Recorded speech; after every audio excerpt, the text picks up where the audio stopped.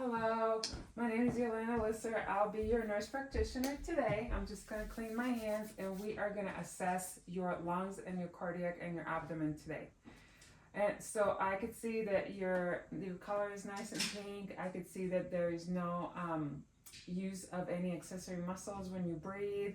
I can see that your lips are pink. There's no distress. There's no dyspnea.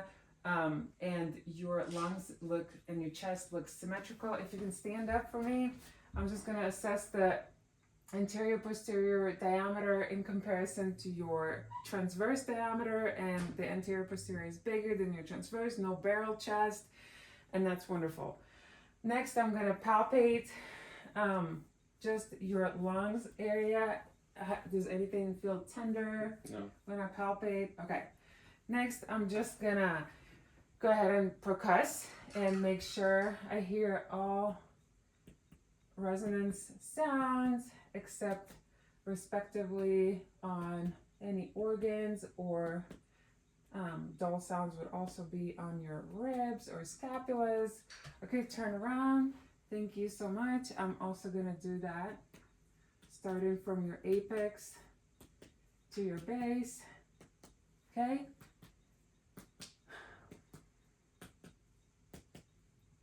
Okay, and that sounds lovely. We're gonna do a few tests now. I'm gonna assess for your tactile fremitus on the front.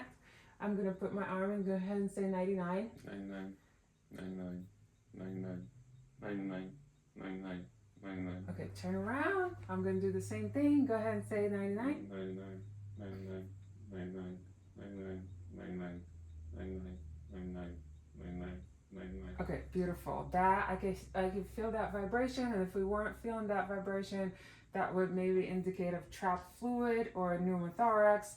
Go ahead and actually we're going to test for a thoracic expansion. My hands are going to be right around you. Go ahead and take a deep breath in.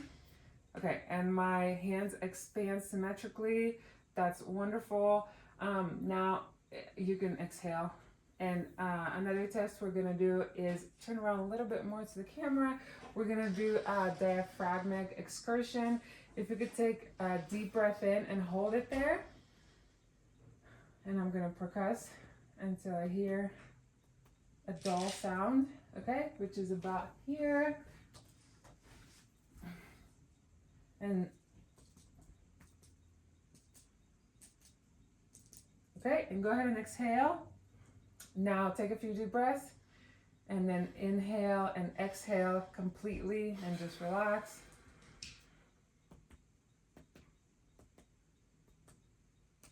Okay.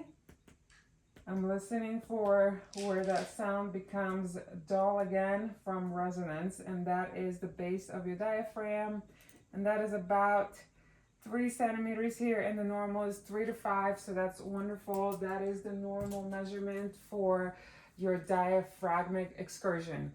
A few tests that we do if we were concerned about pneumonia or consolidation is bronchophony and egophony, and the whispered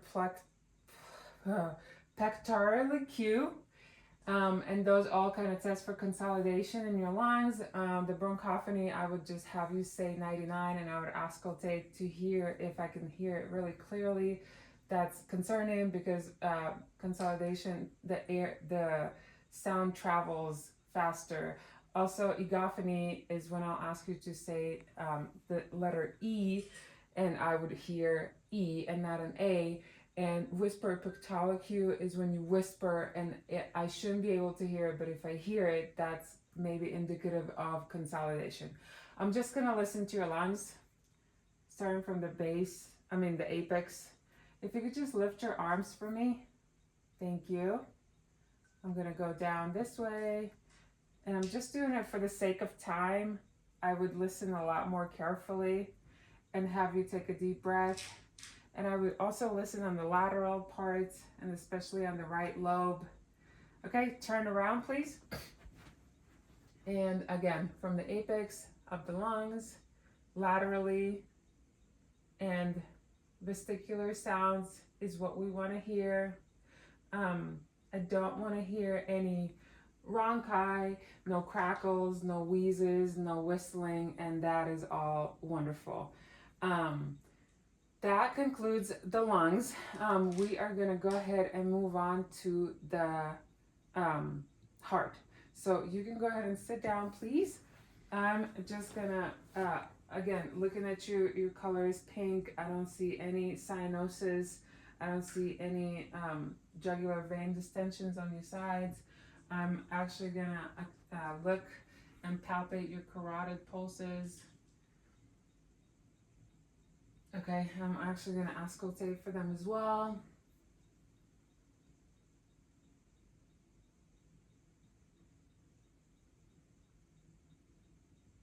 Okay, and if you can lay down for me for just a second.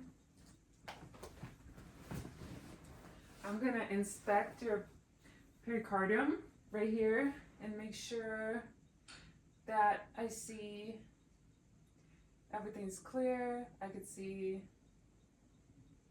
even see the PMI here. Okay, and you're breathing, no lesions.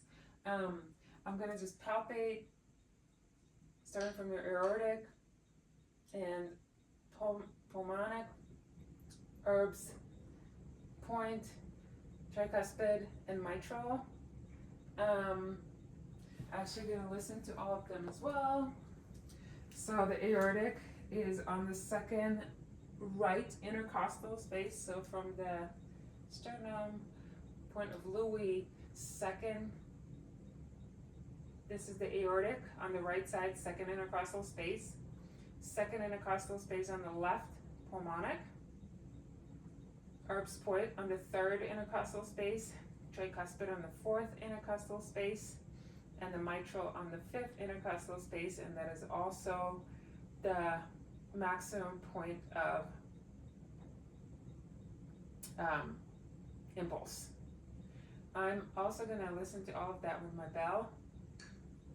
Just for the sake of time, I would not be doing it for very long. I also wanted to mention the S1 and S2. So the S1 usually originates on the tricuspid and mitral valves, and that is the beginning of the systole.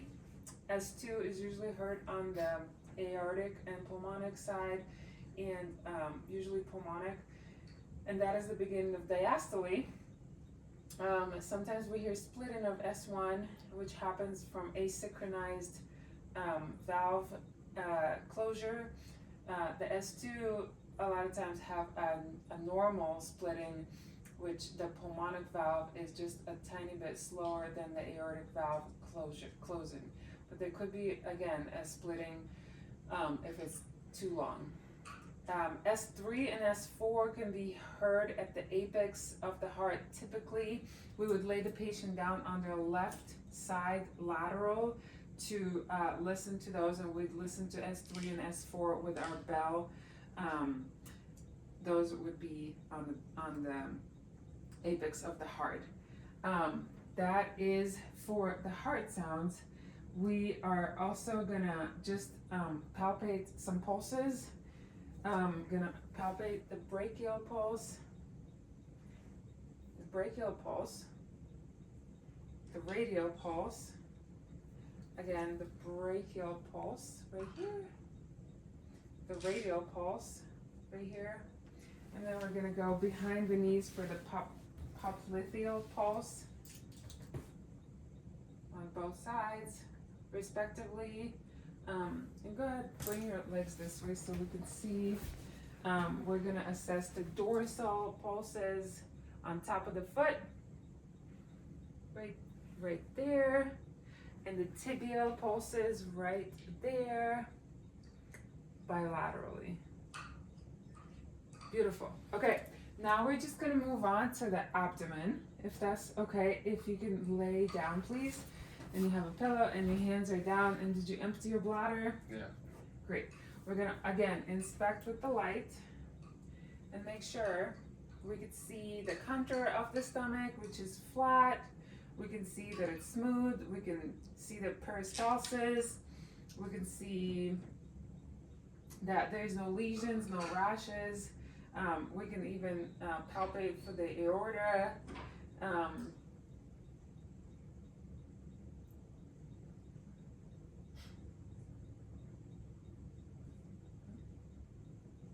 okay. We're also gonna do, we're gonna auscultate all four quadrants of the stomach. We're gonna start with the upper right, upper left, then do lower left and lower right. Then we're gonna move on with light palpation of all four quadrants. Is that tender? Is that hurt?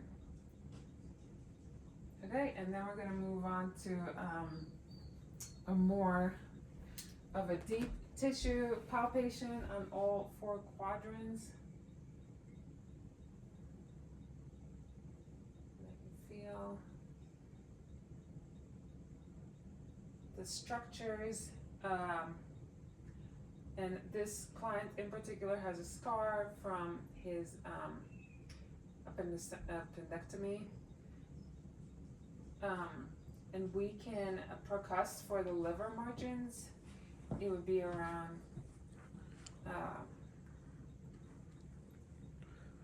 the fifth, sixth intercostal space.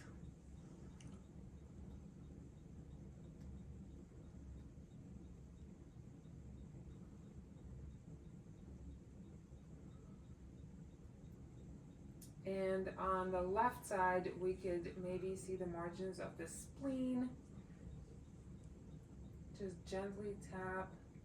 It's harder because it's under that rib cage. Take a deep breath for me. Okay, it's right under this rib cage. Okay, and then we're gonna go ahead and check for a CVA tenderness. If you can sit down, please, and turn around this way. And I am gonna around the 12th rib. Go ahead and turn the 12th rib, and bilaterally, around the 12th rib, and I'm just gonna put my hand down and just tap. Any tenderness at all? Okay. I think this is it. Do you have any questions at all? I don't see any rigidity. I don't see any veins on your stomach. It looks normal and smooth. And I listened to that. I auscultated and I palpated. I think that's it. Thank you so much. Your umbilicus looks normal too. It's not protruding. That's it. Thank you so much.